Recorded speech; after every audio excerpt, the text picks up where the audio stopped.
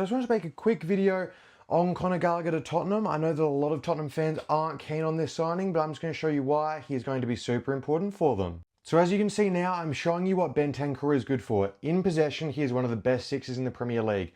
He looks to distribute the ball out wide, cut between the lines, and he's just very good on the ball in general.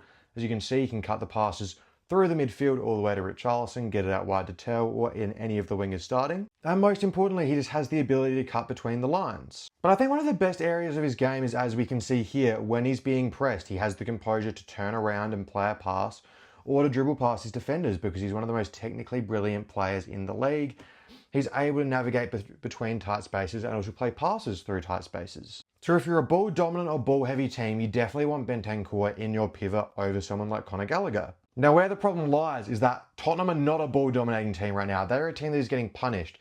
Yes, in a lot of games they have more possession than the other team, but that doesn't necessarily mean that they are ball-dominant. And what I mean by that is they are losing the ball in key areas of the pitch. Now, when you're losing the ball in key areas of the pitch, obviously you're going to want a more defensive player on the pitch than a player who is going to be progressive on the ball because you need someone to cut out the passing lanes when the other team is countering. And I think one of the best areas of Connor Gallagher's game is his ability to read the game, but also his fitness.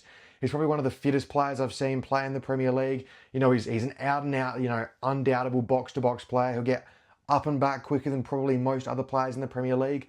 And most importantly, he has ability on both sides of the ball. He is nowhere near the passing range or dribbling of Bentancur, but he can make simple passes and he can move. So he can pick the ball up in the defensive line, spray it out to a winger, or even just give it to his fellow CDM. They can progress the ball and he can get up to the edge of the box, where a winger can then either look to cross it into Richarlison or cut it back to Gallagher because he likes to find those places on the edge of the box and he's lethal from those positions. And we know that Richarlison's not the most clinical striker in the world, and realistically a lot of the Tottenham players can't finish at the moment. So also just when the ball sprays out off a missed chance, Gallagher is always in that position ready to fire home. I think, look, if you're a team that is succeeding and you're dominant on the ball and you need someone to cut between the lines, Bentancur is always going to be your guy over Connor Gallagher. But if you're a team that's struggling defensively and you need someone to clean up the scraps but also provide on offense, I think you look no further than Connor Gallagher. I think what we saw from him at Palace is the best form of him, and I think that that's what he would look like in this Tottenham team because they're in a kind of similar level that Crystal Palace were at the time he was at Crystal Palace. And look, I don't think anybody would claim that Bentancur has been a world beater for Tottenham so far. So I think undoubtedly, if we brought Connor Gallagher in for Bentancur, people wouldn't be super upset about Bentancur not being in the team.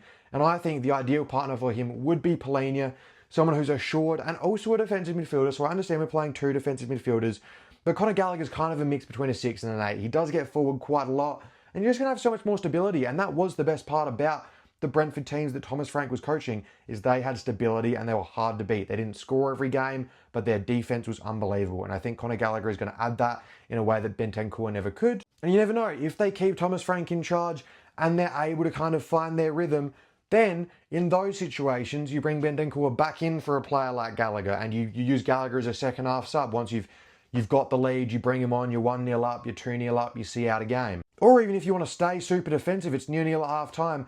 He's a brilliant engine to bring off the bench and just see you home and maybe even pop up with a late goal. I think 40 million is a lot of money for a player of Connor Gallagher's standard. He's probably a 25 million pound player at this time, especially when Atletico only paid 40 mil for him and he hasn't even really played for them. So they've made, no loss on him. But you're always going to overpay in January. So I'm being completely honest. I think this is an unbelievable signing from Tottenham.